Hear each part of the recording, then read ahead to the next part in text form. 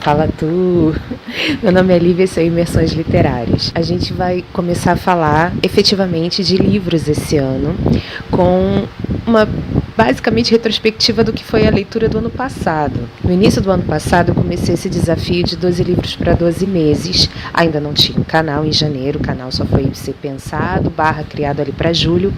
E eu fazia as minhas considerações de leitura no meu blog, que está sempre aqui na descrição dos vídeos. E o primeiro livro do ano passado que eu li foi Assassinato no Expresso do Oriente, da Agatha Christie. E como nós vamos ler esse ano Morte no Nilo, eu pensei, inclusive, Morte no Nilo é o primeiro livro desse desafio de 2019, eu pensei em trazer o Assassinato no Expresso do Oriente, porque ele vem imediatamente antes de Morte no Nilo. Então a gente vai conversar sobre esse livrinho hoje. Essa versão que eu tenho aqui é da HarperCollins, que eu comprei na Bienal de 2017 aqui no Rio. Ela estava, com uma jacket do filme, e a jacket acabou se perdendo, mas ok, fica aqui a ilustração da capa. A gente vai comentar sobre esse livro. Então, se você quiser saber mais o que eu achei sobre essa obra e sobre o filme, puxa teu banco e bora papear.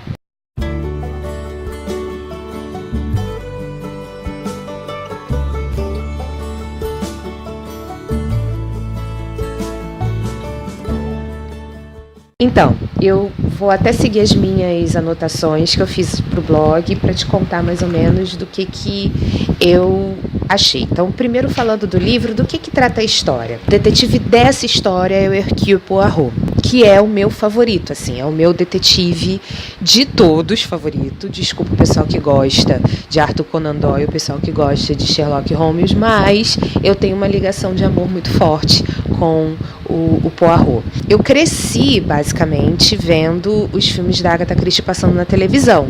Então, e como eram a maioria deles? Com o Poirot. Acho que você entendeu. O Poirot ele vai fazer uma viagem de trem e acaba meio que tendo de ser encaixado em outro trem. E nesse trem para onde ele vai para essa viagem, acontece um assassinato. É justamente o título do livro, Assassinato no Expresso do Oriente. Era uma viagem de trem bem longa, assim, que demoraria alguns dias. Mas uma nevasca acaba atrapalhando os planos de todos aqueles 12 passageiros que estão ali, mais o detetive, e nesse meio tempo acontece esse assassinato. Só que esse assassinato não é de uma pessoa qualquer, é de um assassino. Então existe um personagem dentro daquele trem que vai ser a colinha que vai unir todos os personagens com quem os personagens terão de lidar a sua perda, e o Poirot vai ser convocado pelo chefe da companhia de trens, que vai estar lá também, que é amigo pessoal dele, para resolver esse mistério. Ele resolve? Claro que sim, porque ele é Poirot, é Agatha Christie, a gente não está falando de pontas soltas. Mas o intrincar até chegar à resolução desse mistério é que é o grande lance, sabe? É que é o gás, assim. A história, como eu te falei, vai ter esse assassino que vai ser a colinha que vai ligar geral ali. Cada personagem, cada um. Isso que eu acho mais maneiro das obras da Agatha, assim. Cada personagem tem um motivo para matar alguém. Cada um tem.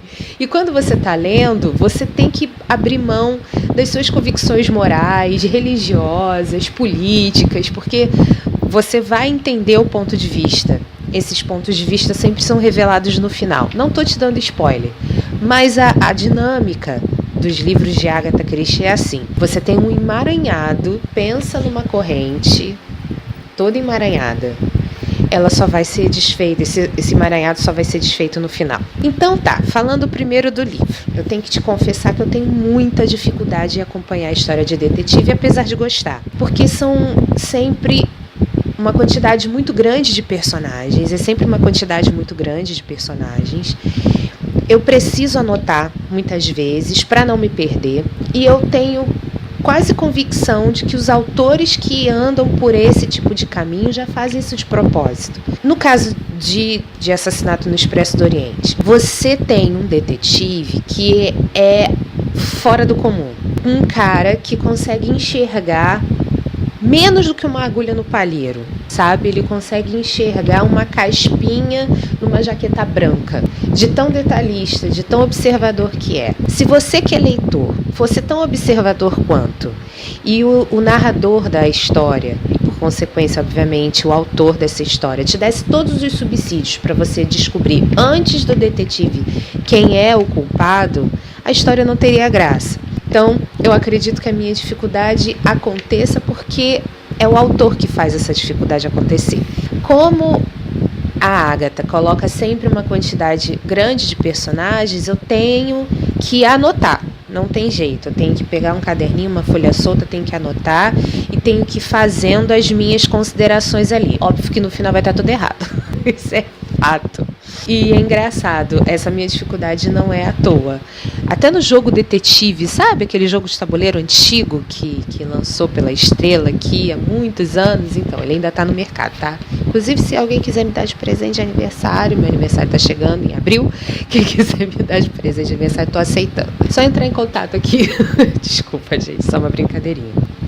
Mas voltando, até no jogo Detetive eu acabo me perdendo. Eu sempre fui meio lesada com relação a isso. Não seria diferente pegando a leitura. E assim, como eu te falei, eu tenho uma ligação de amor com Hercule Poirot. Eu acho um cara sarcástico ao extremo, ácido, inteligentíssimo, tipo, eu quero ser Poirot. Existe outro personagem, mas outros, né? Outros detetives que a Agatha foi criando ao longo da sua trajetória. Outra que eu destacaria é a Miss Marple, mas eu acho muito fofinha perto do Poirot. Então, o belga me faz feliz. Falando sobre a narrativa em si, eu percebi, eu só tinha tido experiência com o filme antes de pegar o livro para ler. E eu comprei o livro já sabendo que o filme iria estrear. Então foi meio que fazendo a dobradinha. A narrativa é dinâmica em alguns pontos, nas ações principalmente, mas quando você para pegar os diálogos e quando o narrador abre espaço para o pensamento do detetive vir à tona, não chega a ser um discurso indireto livre, mas é meio que o Poirot vai lá e começa a falar. Nessa hora você fica um pouquinho cansado, sim, não vou te enganar, não. Mas é como eu te falei, eu acho que isso é feito de propósito. Porque você imagina se tudo fosse muito rápido, se fosse muito às claras, se não tivesse uma barriga. Você iria conseguir perceber todos os entraves, todos os detalhes, todas as peripécias. Não ia te sobrar nada de surpresa, sabe? E é o que acontece quando você fica ali meio perdido, fica, ai meu Deus, tá bom, chega finalmente. Você não percebe, às vezes é uma palavra trocada, às vezes é um olhar, e aí o Poirot brilha. Então tem disso, sabe? Eu acho que não é um demérito. Tem essa característica. É cansativo em alguns momentos? A narrativa é cansativa em alguns momentos, sim. Em alguns momentos você vai querer dar uma estrangulada na Agatha, mas ok, isso faz parte do jogo. Como sempre isso acontece em todas as obras dela, eu acredito, porque nos filmes que eu vi baseados nas obras dela, isso acontece. Quando ocorre o evento em si, o crime, é aquele desespero, todo mundo fica chocado e tal. E aí o detetive começa a reparar que algumas reações não são tão naturais quanto deveriam ser. E ele procede às investigações e toma os depoimentos. Sempre os depoimentos de todos os personagens são tomados em separado. Sempre. É uma forma de você também começar a enxergar o que cada personagem tem a ver ou não com o evento em si. E eu posso te dizer, na maioria dos textos da Agatha, todos têm a ver de alguma forma. Existe um mandante, existe um executor, mas existem várias cabeças envolvidas ali. E isso é muito bacana mesmo. Falando do filme, existe uma versão anterior a essa, de 1975, se eu estiver enganada eu vou corrigir, que é inclusive com a Mia Farrow. É uma versão muito maneira. O nome do ator que faz o Poirot nessa versão é David Suchet. Ele é um ator inglês da Real Academia de Teatro e tal. O cara é super conceituado. E, né, ele foi Poirot durante tantos anos que eu acabei tendo a cabeça dele, assim, o rosto dele na minha frente enquanto eu estava lendo o livro, né? Essa versão de 75 não deixa nada, nenhuma ponta, o filme é muito legal. E a versão de 2018 eu gostei também, porque ela foi dirigida pelo Kenneth Branagh e o cara é o Poirot. E eu achei muito legal que em alguns momentos eu percebi, né, li o livro primeiro, depois fui ver o filme, óbvio que eu comparei, não tinha como não comparar. Em alguns momentos eu percebi que houve enxugaram o filme para ele poder caber em 2 horas, obviamente, porque se fosse seguir ipsis literis o livro, ia passar fácil dessa quantidade de tempo.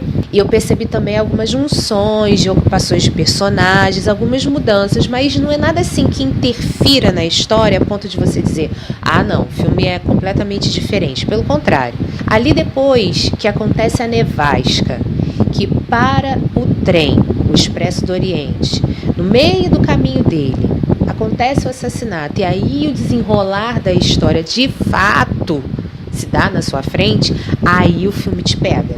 O filme vai te levar, porque muita coisa ele não te mostra, ele só te mostra depois em flashbacks, não são cenas extras, mas cenas que são colocadas fora de ordem.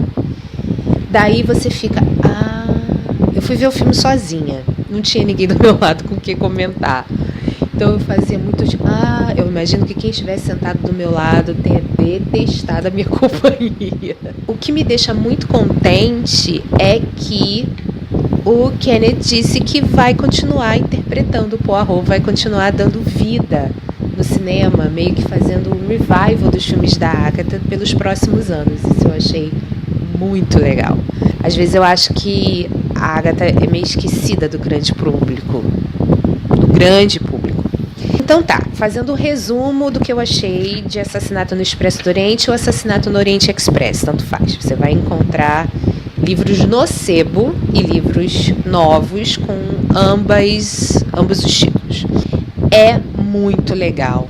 Se você for como eu, você talvez não consiga terminar o livro em um dia por causa dessa quebrada de ritmo. Ainda mais assim, que eu particularmente tenho feito esse tipo de coisa. Não estou conseguindo, eu paro, não insisto. Até para não criar um ranço em relação ao livro, em relação à leitura. Mas se você não tiver esse problema, se essa barriga que de vez em quando aparece não for um problema para você, certamente você termina esse livro em um dia. Mesmo prestando atenção, mesmo sendo bem focado. Você termina esse livro num dia. Ainda mais se for nessa versão aqui, que é uma versão bem fininha, olha. É uma versão... A diagramação tá boa, não atrapalha. O papel é aquele papel pólen, né? Amarelinho, então também não te cansa as vistas. 196 páginas. Nada que uma tarde à toa em Itapuã. Nada que uma tarde à toa não te resolva. Vale a pena checar os 2 filmes, se você puder ver os 2, até para comparar, né? Que eu acho que o roteiro do primeiro ainda vai um pouquinho mais de mãos dadas com o livro que o roteiro do segundo, mas vale a pena colocar um filme assim, ver um filme depois do outro, acho que vale a pena para você poder ter a dimensão do que é a obra. E eu super recomendo. No próximo vídeo a gente já vai falar sobre Morte no Nilo. E eu tô empolgada. Te agradeço por ter chegado até aqui comigo. Te peço teu like. Assina esse canal para você receber notificação toda vez que um vídeo for ao ar. Clica nesse sininho aí. E também quero os teus comentários. Eu quero a tua interação aqui no vídeo. O que você gostou, se você vai ler, se você tem outros livros da própria Agatha, outros livros de histórias de detetive para indicar. A gente está sempre aberto para escutar, está sempre aberto para conversar, tá bom? Então, já te deixo meu beijo por aqui e te vejo no próximo vídeo.